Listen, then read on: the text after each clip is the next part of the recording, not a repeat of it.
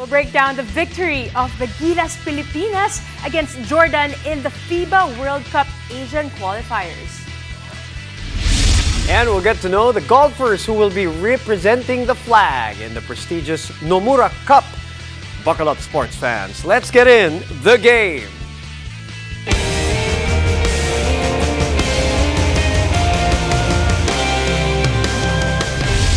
Gilas Pilipinas took a major win against Jordan in their home court. The national team secured a victory led by NBA draftee and young superstar Kai Sotto. And joining us tonight is former Gilas Pilipinas member and basketball analyst, fashion stylist, and all that. Isaac, go. I think that's the first time you've ever said that. Did I? That is not the case. It's about time I said it then. Okay, Isaac, let's get into the thick of things right away. I want to start with your favorite topic, the big men. In this case, the big man. Wow, Kai Sotto was efficient. He was solid inside and outside. Your thoughts on his game? Probably at the start of the game, people are questioning because he had, I think, one rebound to start the ending the second quarter, but finished with 16 and 7, 2 blocks, 5 for 8, showing his growth, his maturity, his outside stroke. And you just seen that he's starting to get more comfortable with the seniors level. There was a defensive presence too, right? He blocked a couple of shots too, denied a couple of drives there. So it wasn't just offense for Kai. Am I correct? I'm correct. You're correct. He finished with 2 blocks, and not only did he guard people inside, he primarily stayed on the perimeter guarding these fours of Jordan and not allowing them to penetrate, not allowing them, and he even drew a charge. You saw when you ever see a 7-footer take a charge. Good point. Good point. And speaking of big men, let's hop into the second big man of this group, which is Scotty Thompson. Sabi mo, he played a huge role here, offensively, defensively. Your thoughts of this reigning PBA MVP? I like you call him a big man, but he's a guard. But he's someone. The big man big. when he rebounds like a big man. He played, and I'm thinking with Pau's not here. His Pau's gonna gush over it when he starts hearing me talk about Scotty. But Scotty is one of those players who plays bigger than his size. He may be 6'1", but you saw 8 points, 13 rebounds, 8 assists, just all over the place. Someone who impacted the floor because I think this is his first window coming back after that MVP campaign, and someone who just took charge and he made the right plays. And you can say and read the clippings and read whatever the watch the highlights and read the stat line, and that doesn't even kind of like describe what he did in the game. The 13 rebounds, how he got those rebounds are also incredible. Couple of assists away from a triple-double in the context of the window. And 7 of those rebounds were offensive, but I think going to this window, you saw the lineup construction. You didn't have Kiefer, you didn't have more traditional point guards in that roster. So we know that Scotty plays a lot of 2-guard because he plays beside L.A. Tenorio, Stanley Pringle, Nards Pinto. Right. So in now, the PBA, in correct. the PBA. Yes. So coming now in Gilas, he's going to be tasked at this window was to be the primary ball handler. And he delivered, made right plays, looked to set up his teammates more. Of course, the offense at times still looked lack of chemistry, which will be corrected over time. But when he was on the floor, there's a lot of composure that they saw that, okay, we have Scotty on the floor, it's easier for us. Ganda ng guard play natin eh. Making things easier for everybody, Scotty and CJ, a lot of people have been asking, are they the go-to tandem? And will they be the one making sure we prepare and perform well in the World Cup? Great guard play. Great guard play. Yes. And I still wish I was still teammates with CJ Perez back in Ateneo. And I think the one play summed it up that after he scored, he picked up one guy full court and just forced him to commit a turnover. CJ is a two-way guard who knows how to play in 11 points, 3. You see there, 11 points, 3 rebounds, 5 assists, and 0 turn of someone who wasn't going to get a lot of time knowing that it's a national team. You never know what the rotation's going to be, but he made use of his 18 minutes. Hey, the Endeavor guys did well, right? This morning, I was going to say last night, this morning, of course, he had great contributions also from Japet, Jamie Malonzo off the bench. One who's always been consistent in all of our games in different windows. Dwight Ramos has... what were your impressions of him this morning? We definitely struggled offensively. We know that Dwight is someone who's taken the role of being the primary scorer, someone that they can rely to get the basket. But yesterday proved to be decided to welcome the defensive role. He was the primary matchup against Dart Tucker. In the first half, you saw Dart Tucker was getting whatever he wanted. So someone who was really comfortable.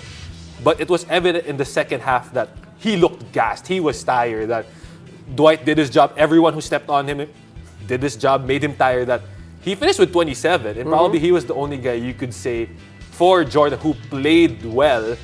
But you could see evident second half. He was gassed. He was not getting his shots. And Dwight had a lot to do with it. Dwight had a lot to do with it.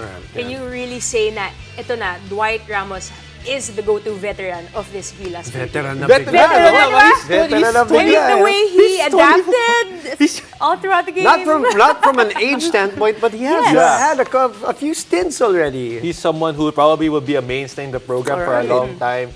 And we will always welcome Dwight Ramos into our roster. What are your you mentioned Paulo earlier. He did that game with our good friend Mark Molina, and he said on the air that he hasn't seen Gilas perform that way in a long time. That to him was his best performance in his eyes. What can you say about that? Do you agree with that? Do you have a different opinion on that, Isaac? I think I have to agree on the defensive. Offensive end, Okay. you saw still maybe the lack of time together, some easy turnovers, some lack of reads, not understanding how to play with one another. And that will come with time because, of course, you had some new guys come in. But looking at what they did on the defensive end, they frustrated Jordan. That you could see that they were getting on each other. The Jordanians were frustrated with the coach, with the game, with the referees, even their head coach probably felt that because you saw that they couldn't get anything. Like everyone, we put the offensive side on one end, but just talking about the defensive side, all the players accepted their role, all the players played with physicality, made it very difficult for the Jordanians. And you can never have an off day on defense. You know that as you travel, you play in different courts. The offense could fluctuate. Maybe not your day. The new ring, Like in the case of Dwight. new Correct, floor, correct. Right. new atmosphere. Right. But if you continuously put it on the defensive and show that there is no off days on defense, you're gonna frustrate a lot of these teams. Sabi nga nila, defense wins championship. And looking ahead, what do you think about the next game against Saudi Arabia? We played them before, we already beat them. What are your thoughts? With the way the league this tournament is structured, you can't take any opponent lightly. Because you just saw Lebanon beat New Zealand, and everyone thought that New Zealand was gonna be Correct. the dominant force in the group, and they did it without Arak G, their number one guard. So when you go into against Saudi, you just have to come in focused. Don't overlook them because they got some guys. Alwari and Gabar both have about 10 to 12 points, about 6 boards. But it's about just going to the game, doing your job, taking them seriously, and don't let them in the game anymore. Don't give them a chance. Yeah, don't underestimate any opponent in these windows and in these qualifiers. Isaac, thank you very much. I should be calling you fashion icon more often. Fashion icon, But thanks for Isaac. coming over, as always. Of course, anytime I can come over, it's a pleasure. All right, thanks, Isaac. Because after the break, we'll go inside the game of Gilas Pilipinas' big win over Jordan in the FIBA Basketball World Cup Asian qualifiers. Stay tuned. You're watching The Game.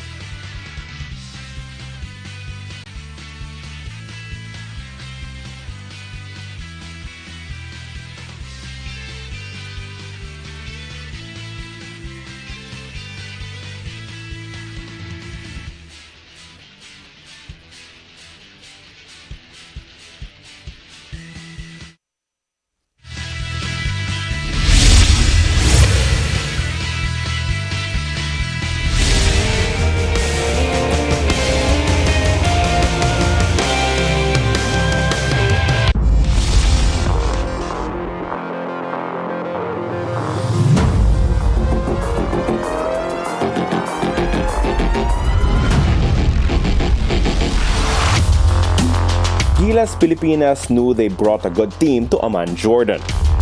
With a lot of the players from the last window coming back, they knew they can build on the positives they picked up while playing alongside Jordan Clarkson. Now they face a tough challenge in Jordan, the team that finished 4th in the FIBA Asia Cup. With limited seats made available for Filipinos in the venue, Gilas knew it would be a hostile away crowd. Okay, this is how we think they're going to start without Alawas. We think the other shooters going to start inside, okay? But we gotta be ready. They might throw something different, some other guy. Doesn't matter. Whoever that guy is, Roger is going to pick him up so that we can keep you quiet on Tucker. Be physical. Physicality does not mean throw elbows, trip, bump, whatever. Physicality means boxing out, getting the body, fighting for position for the post, fighting over screens guards, getting over those screens.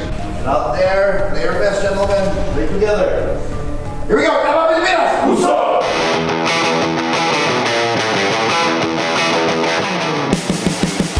FIBA World Cup qualifier between Jordan and the Philippines.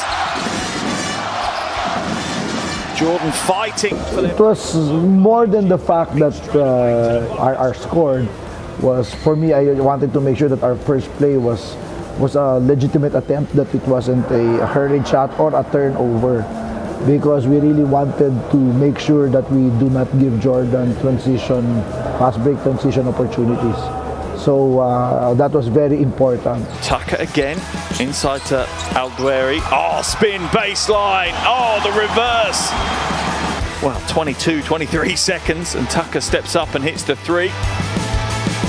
Oh, and it wide open, the easy slam for Aguilar. It's been a real interesting matchup so far. Perez inside, finger roll for the 2. The Philippines drop into what looks almost like a 2-1-2 defense. Oh, that is a tough play from Hashem Abbas. Going to the free throw line. Little soft mid-rangers, runners. Oh, It was a tight first half with Jordan holding a slim 4-point lead. Okay, just a few things. Now, like you said, screen off. We're doing a job on Tucker. We haven't given up an offensive rebound yet. Tuloy tayo dito. The problem is 4-4. They have only 5 offensive rebounds. 4 doon kay Doyle. Siya lang ang rebound.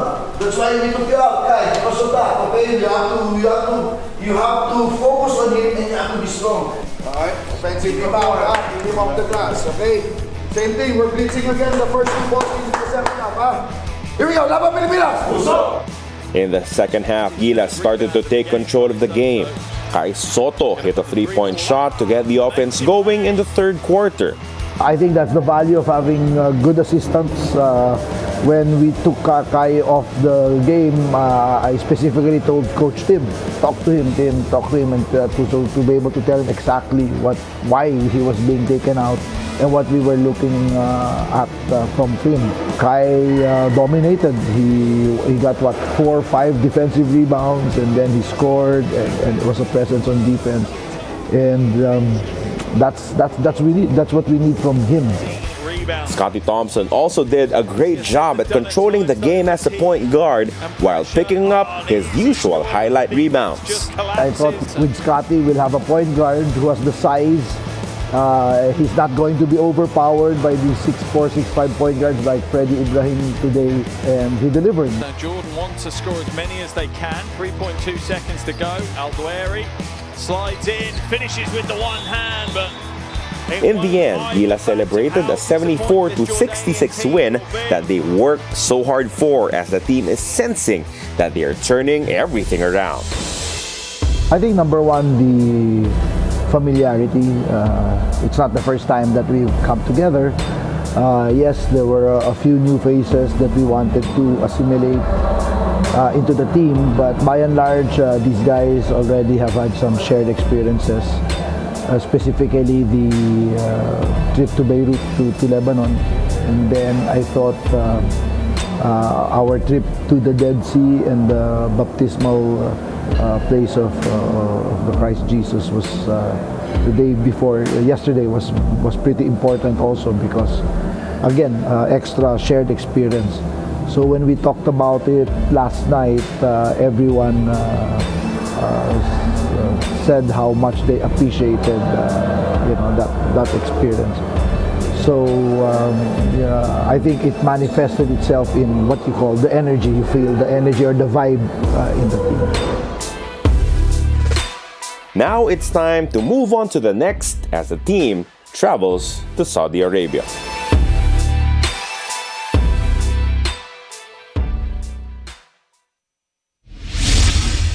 As Gilas Pilipinas looks ahead to their next matchup in the FIBA Basketball World Cup Asian qualifiers, let's find out how reigning PBA MVP Scotty Thompson is looking to embrace his new challenge with the national squad.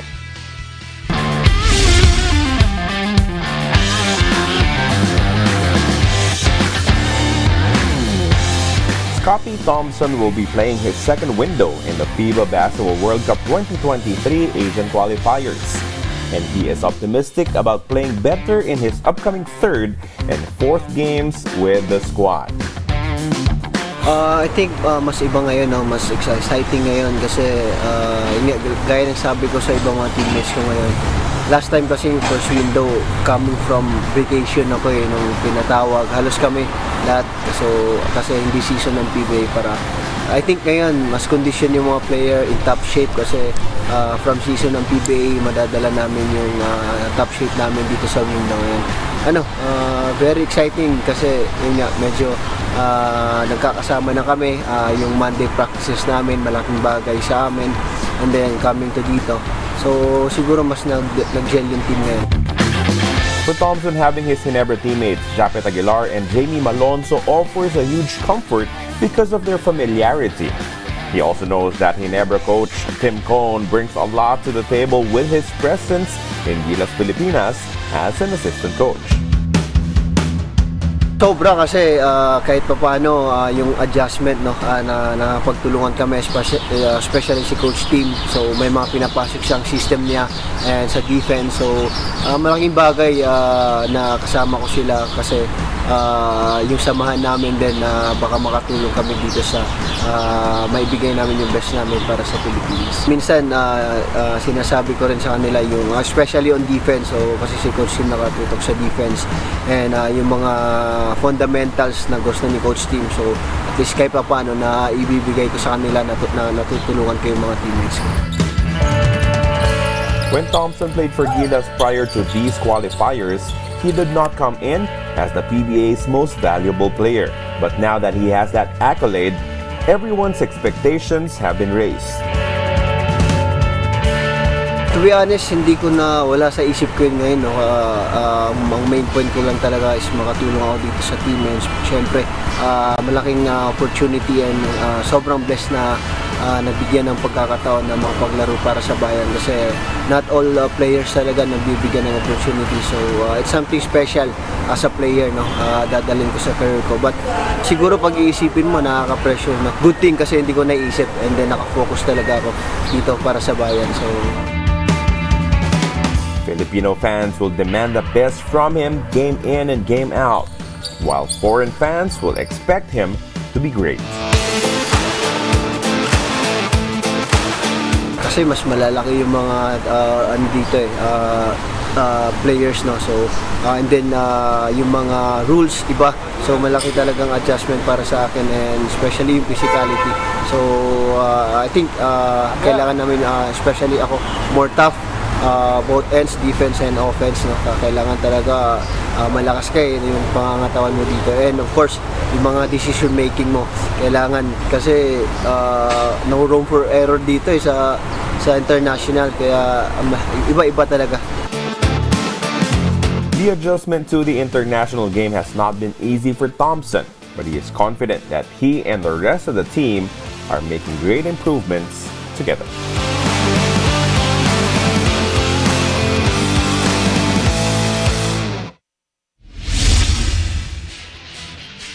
And we can all catch Gilas Pilipinas as they face off against Saudi Arabia in their next matchup in the FIBA Basketball World Cup Asian Qualifiers 5th window.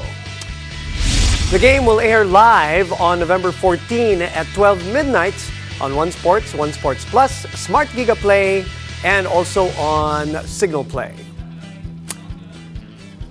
Now, after the break, we'll get to know the golfers of Team Philippines as they gear up for the Nomura Cup. Stay tuned. You're watching The Game.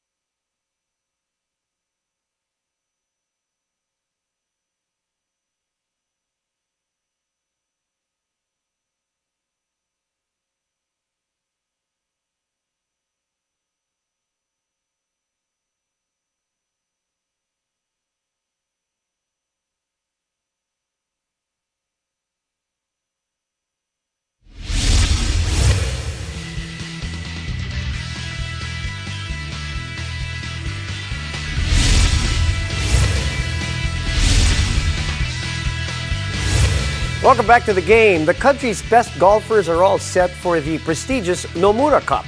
Now, to share their journey with us, we have Christopher Arevalo, Eli Becerra, and Kobe Rolida, and Mr. Bones Floro, Secretary General of the National Golf Association of the Philippines. Good evening and welcome to The Game. Sir Bones, I want to start with you. We finally will get this prestigious cup going after, of course, the postponement from the Hong Kong situation and then eventually the pandemic. Tell us your thoughts on it finally pushing through and here in the Philippines too. Hi, good evening, Boom. Good evening, Z. And if Coach Chot is watching, my friend Coach, Laban Pilipinas, go get Saudi. Yan.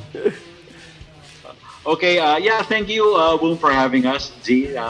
We're very, very happy to be hosting the Nomura Cup. It's very prestigious. It's the most important men's team championship in golf in Asia Pacific, no? So it's a pretty big region. And when the RNA and the APGC asked us if we could host it, of course we said yes, no? So we're very excited about it. It's been difficult given so little time, but we're very proud and honored to do this. Alright, I wanted to ask si Sir Eli. Sir Eli, alam nating na-postpone nga ang Nomura Cup previously. So, kamusta yung preparations natin from the postponement and then now that it's finally happening? What are the challenges? Ano yung mga hinarap nating mga pagsubok as Team Philippines? Una, tungkol pa Okay, I think, Sir Ellie, medyo napuputol yata yung, excuse me, yung audio ninyo. If we can try that again, sir?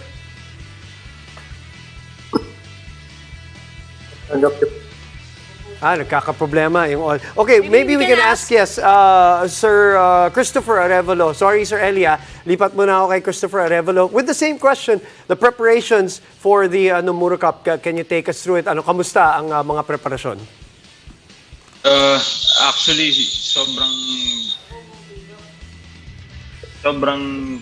sobrang saya kasi I was able to play in Thailand for 2 weeks, and I was really happy and I learned a lot. And I think with all the terms that came into me, okay, I think it's time to fight. And now that it's happening, I think all the learnings will put into one place, and I'm just really excited to play.